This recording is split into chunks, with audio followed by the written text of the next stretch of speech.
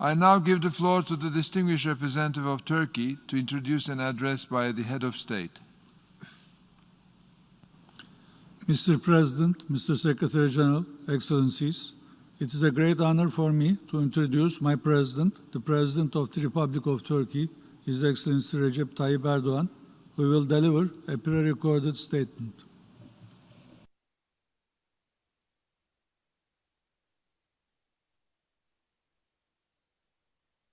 Mr. President, distinguished heads of state and government, Mr. Secretary General, esteemed delegates, I greet you with respect on behalf of myself and my nation.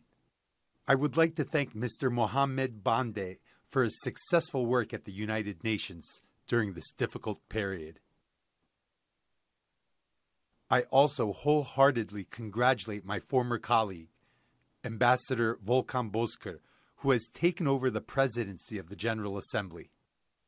Ambassador Bozkır's election to this post with the support of the overwhelming majority of countries is a sign of his personal qualities as an experienced diplomat and politician, as well as confidence in Turkey. As the first Turkish citizen to undertake the highest-ranking position within the United Nations system, I believe that Ambassador Bozkır will be the voice and conscience of this international community. I have no doubts that he will carry out his duty in a fair and transparent manner. I wish Mr. Bozkır every success in his duty, which he assumes on such a meaningful date as the 75th anniversary of the founding of the United Nations. I think holding the General Assembly under the theme of fight against COVID-19 and multilateralism is a right decision. As Turkey, we stand by our commitments, and we are determined to maintain our support in the fight against COVID-19. The pandemic caught the world at a time when it was having difficulties in coping with various challenges. Globalization, rules-based international system, and multilateralism, which were already the subject of discussions, are now even more questioned under the impact of the pandemic. When we look at the picture in front of us, we need to accurately and sincerely evaluate the full and empty parts of the glass. In the empty part of the glass, there is the need of a reform for multilateral organizations, in particular the United Nations. We have seen how ineffective the existing global mechanisms have been during this crisis. This was so much true that it took weeks, even months, for the Security Council, the most fundamental decision-making body of the United Nations, to include the pandemic on its agenda. At the beginning of the pandemic, a scene emerged where countries were left on their own. Thus, we have once again seen the rightfulness of the world is bigger than five thesis, which I have been advocating for years from this rostrum. The fate of humanity cannot be left at the mercy of a limited number of countries. In order to prevent the loss of reputation of international organizations, we must first review our mentality, institutions, and rules. Effective multilateralism requires effective multilateral institutions. We must rapidly implement comprehensive and meaningful reforms, starting with the restructuring of the Security Council. We must provide the Council with a more effective, democratic, transparent, and accountable structure and functioning. Likewise, we should also strengthen the General Assembly, which reflects the common conscience of the international community. Looking at the full parts of the glass, the United Nations preserves its potential to be the turning point in humanity's quest for peace, justice, and prosperity. Considering that we have not yet overcome the pandemic crisis, we should try to use the institutions and mechanisms we have for multilateral cooperation in the most effective way. Where problems are global, local solutions can only save the day. International solidarity is essential for long-term solutions. In Turkey, Since the early days of the outbreak of the crisis, we have called for cooperation in all international platforms. We have been in the forefront of efforts to combat the pandemic in the G20, the Turkish Council, MICTA, the Organization of Islamic Cooperation, and other platforms.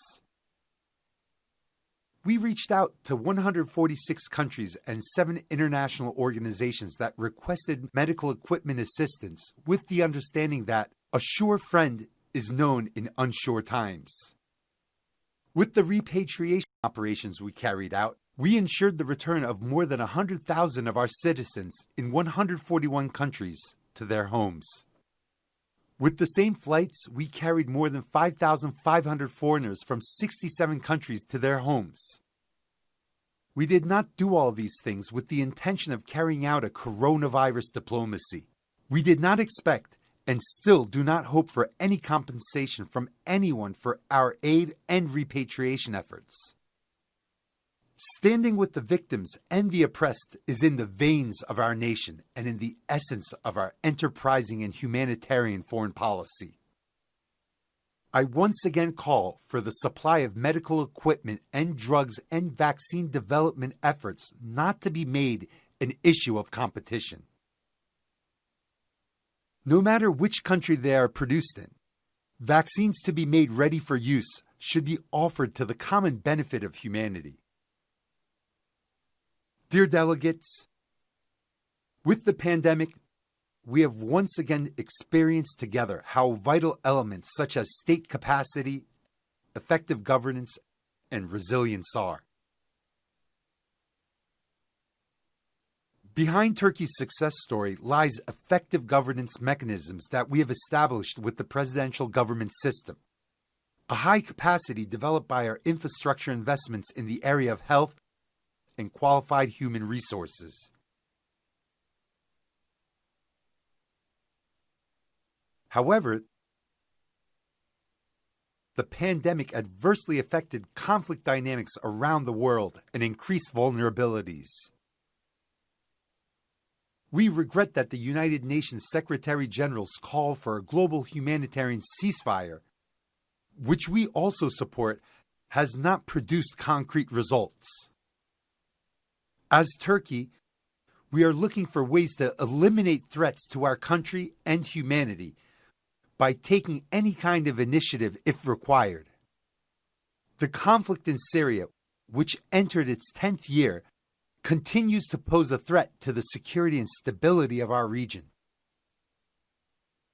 As the country that struck the first and most serious blow against Daesh in the region, we continue to fight against the PKK-YPG terrorist organization.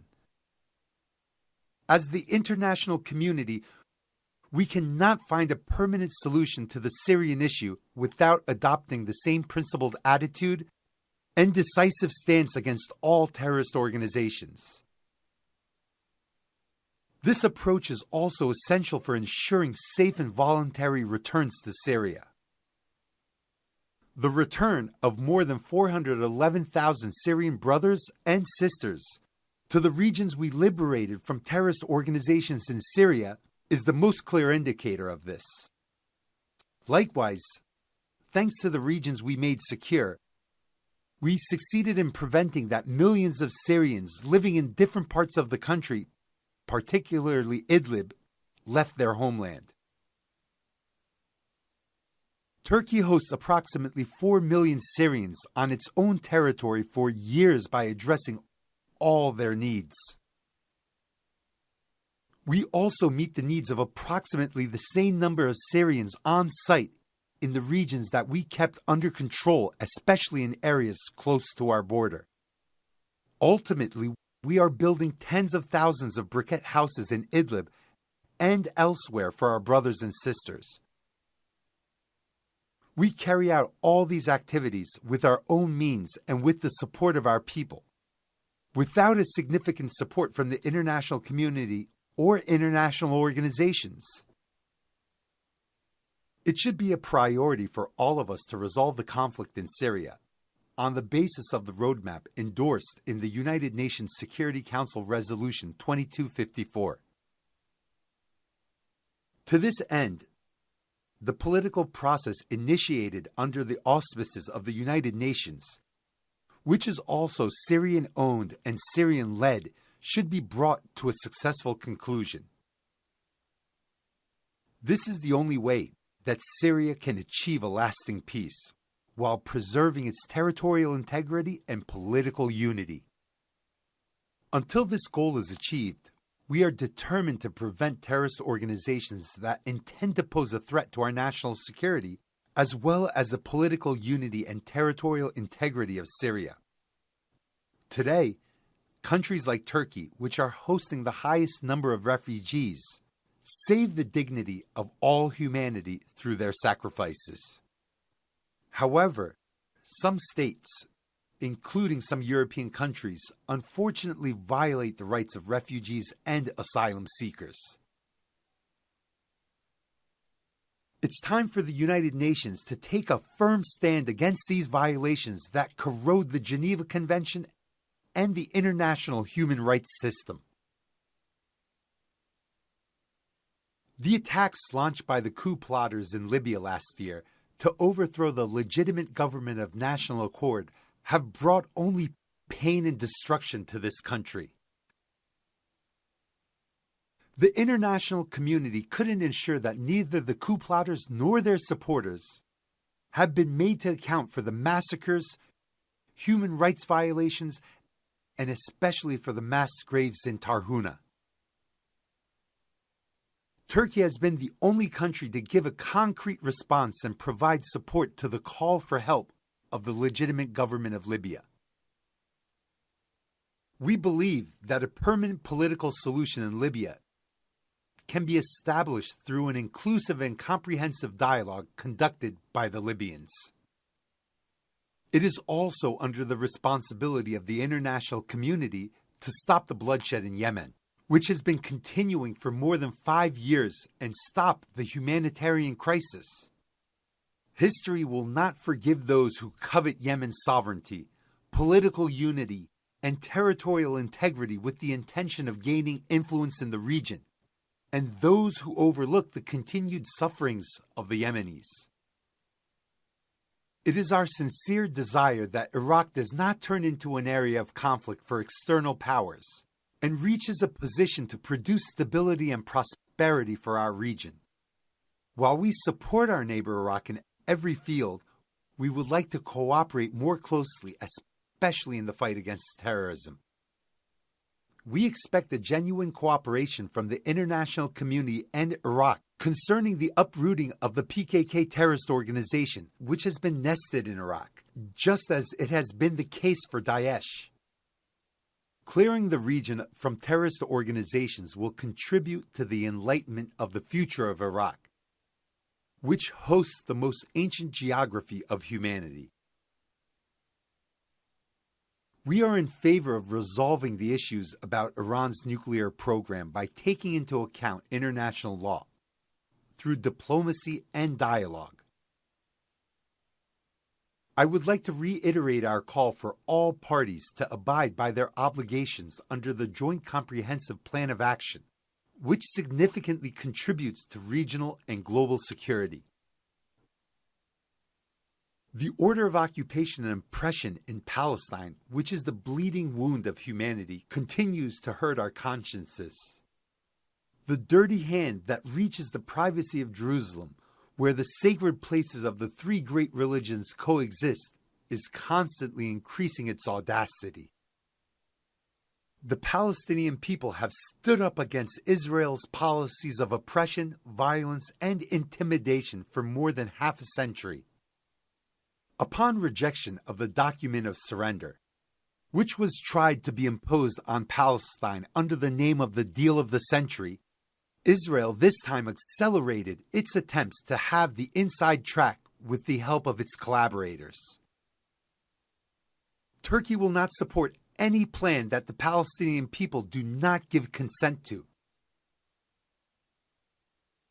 Participation of some countries of the region in this game does not mean anything beyond serving Israel's efforts to erode basic international parameters.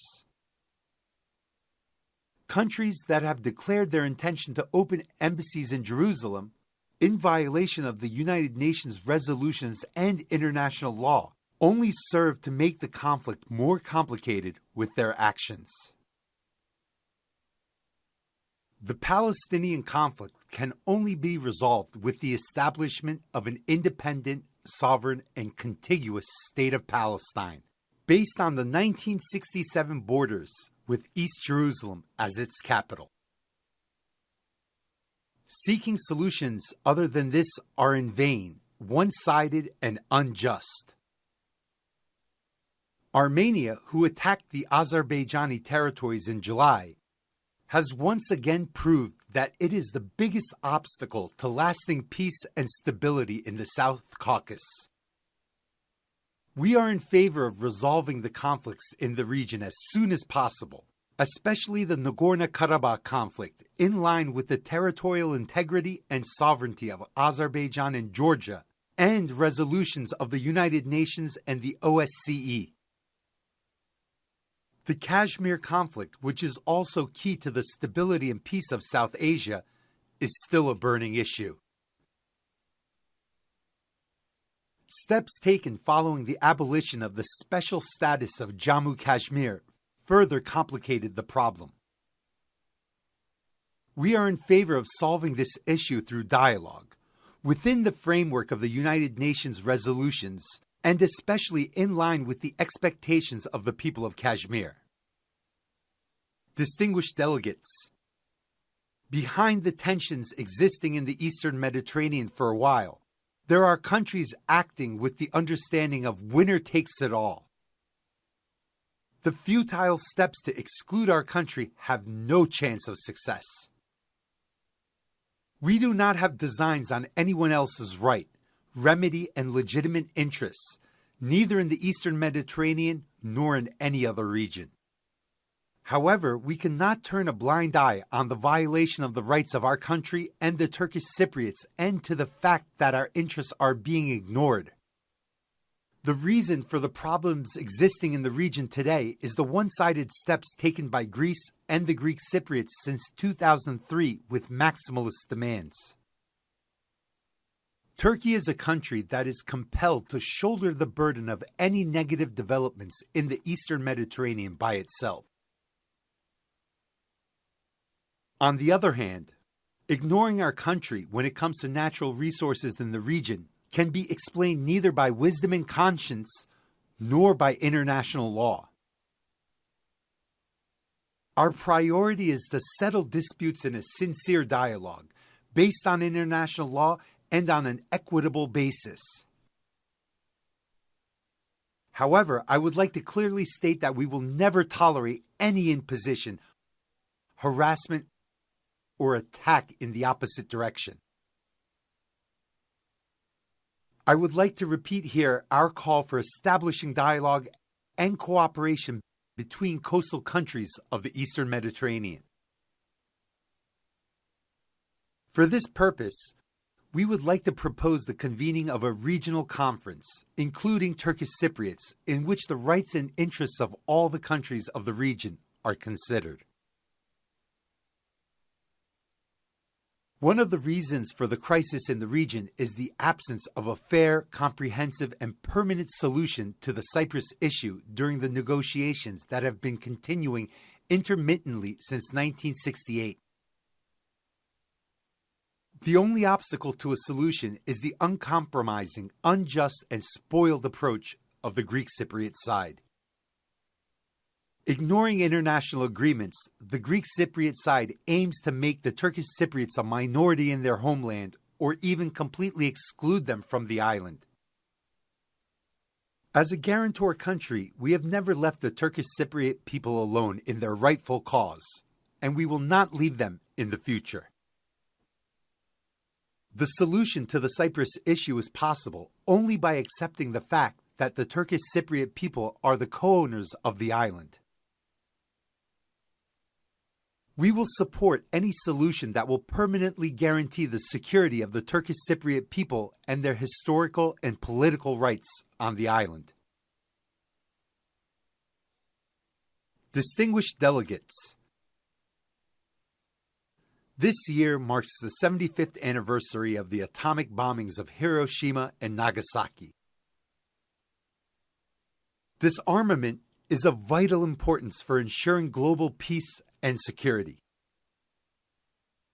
In contrast, the architecture of arms control has suffered significant damage in recent years. The international community must move forward on the basis of equality and justice in this regard, eliminating all weapons of mass destruction. Another important issue where we have an obligation to act together is climate change. We see how human interference in the balance of nature can lead to heavy costs. We must stop and reverse this bad course. As Turkey, we sincerely support the efforts in this struggle and fulfill our obligations, even though we have an almost negligible historical responsibility at this point. In the recent past, we hosted the Conference of the Parties to the United Nations Convention to Combat Desertification. We have conducted fruitful cooperation with many regions and countries, especially in Africa. We also undertook to host the 16th Conference of the Parties to the Convention on Biological Diversity to be held in 2022. And now I want to draw your attention to a problem that threatens humanity, but for some reason is considered invisible. Racism, xenophobia, Islamophobia, and hate speech have reached an alarming level. In the course of the pandemic, acts of violence against vulnerable people, especially migrants and asylum seekers, accelerated while xenophobia and racism increased. Muslims are most exposed to these dangerous tendencies fueled by prejudice and ignorance. Those who are primarily responsible for this dangerous course are politicians who turn to populist rhetoric for the sake of votes and marginal segments who legitimize hate speech by abusing the freedom of expression. I urgently call on all international organizations to take more concrete steps in the fight against this mentality. I reiterate my call for March 15th, the day of the terrorist attack perpetrated in New Zealand against Muslims, to be declared by the United Nations as International Solidarity Day against Islamophobia. As the second largest international organization after the United Nations, the Organization of Islamic Cooperation has officially recognized this day. The pandemic and the escalating economic crisis associated with it also have negative effects on sustainable development and on the 2030 goals. Developing countries and countries with low income are more affected by this crisis. In fact, what happened during the pandemic has shown us that sustainable development goals can be an important guide in combating all kinds of global crises. We should also use the transformative power of digitalization in preparing economic prescriptions to survive the crisis. We support the United Nations Secretary-General's Roadmap for Digital Cooperation. We also set the theme of the first Antalya Diplomacy Forum, which we have designed to address global and regional issues, as diplomacy in the digital age. We also host the United Nations Technology Bank for the least developed countries. Being the easternmost European and the westernmost Asian increases Turkey's specific weight in all areas. With our Asia New initiative, we will give our relations a new dynamism in our current time when the pendulum of history is shifting again towards Asia.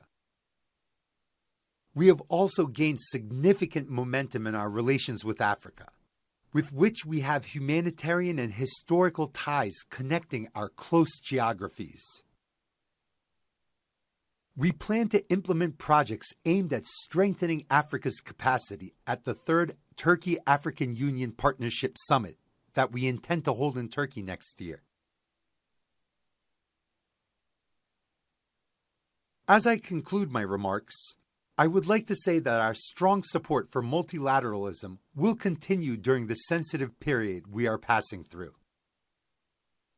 We must, of course, keep our distance from the pandemic, but we must also close ranks in our joint struggle and cooperation against all the challenges that threaten the international community. We will continue our efforts to transform Istanbul, one of the most prominent cities in the world throughout history, into a regional hub of the United Nations. I wish success in the 75th General Assembly's works. I greet you with respect on behalf of myself and my nation. I wish you the best of health.